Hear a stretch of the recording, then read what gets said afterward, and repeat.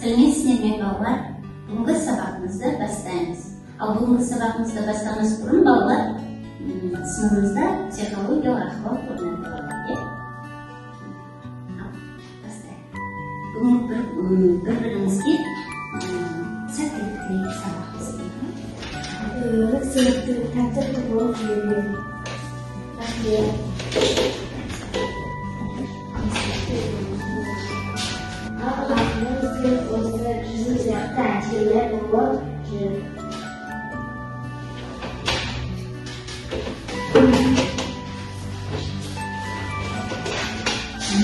Әжелер осы сабаққа жақсы қатысты.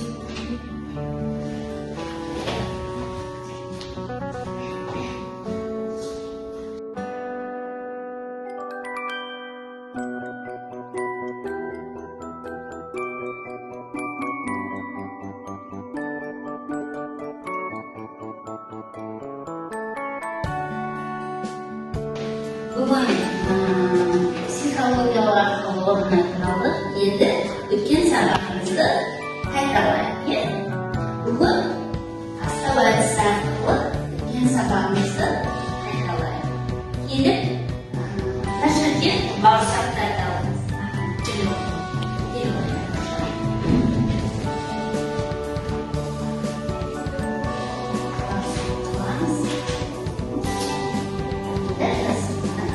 Көкөністер нәзік санатымен көктем санатын әзірлеуге болады.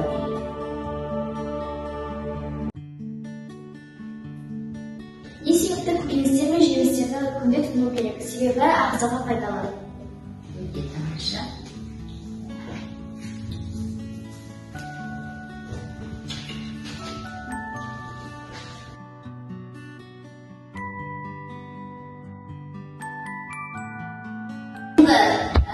Өткен тақырыпты қайталап өттік.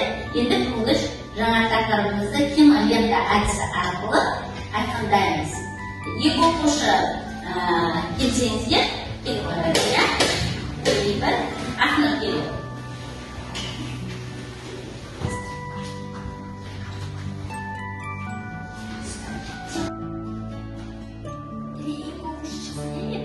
Не болды балалар?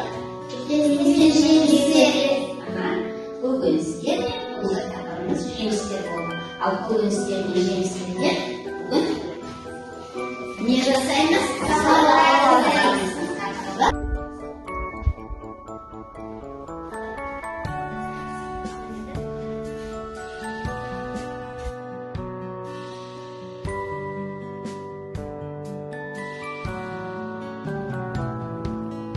Ал балалар насибеттің ішінде суреттер жасалынған. Сол суреттерді алу арқылы топқа бөлеміз. Ал келіп жеріне суреттерді аламыз.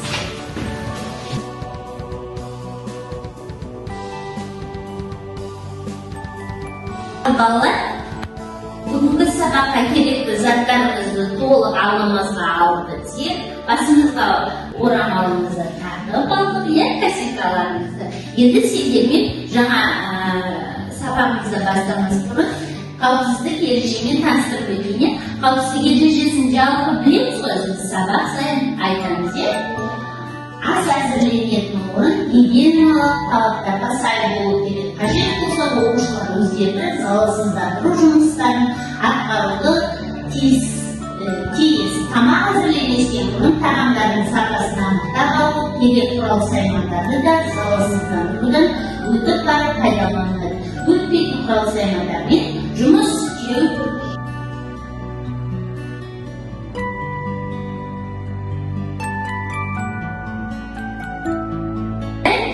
Тез дайындалатын тағамды дайындайды.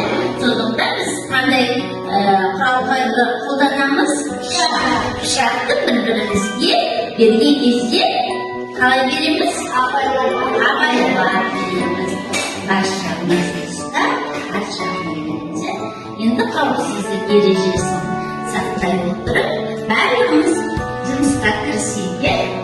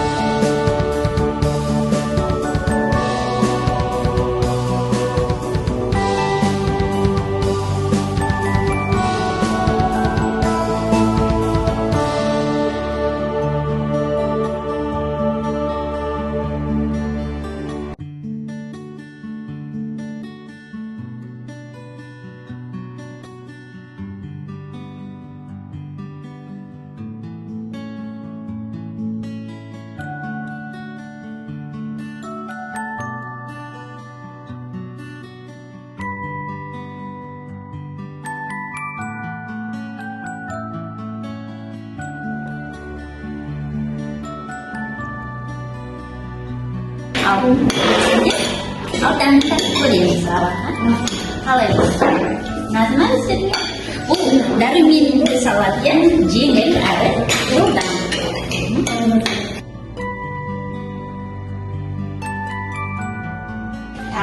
oke deh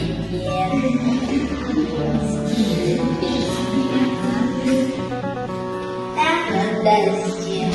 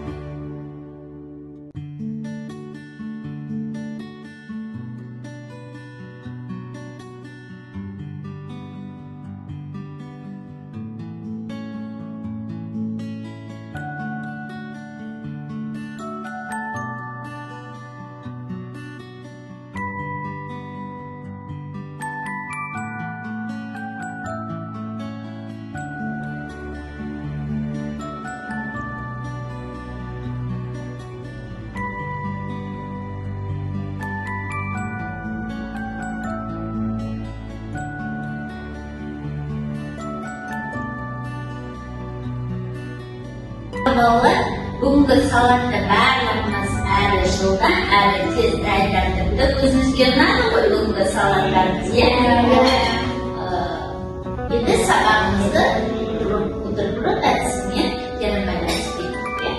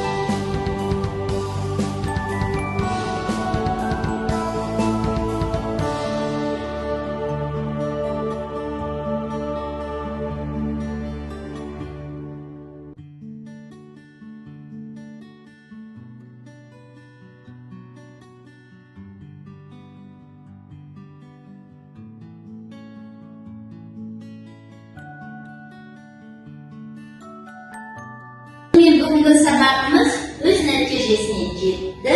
Енді бүгін біз әрі жылда, әрі тез көкөністерден салат жасадық, жемістерден салат жасадық.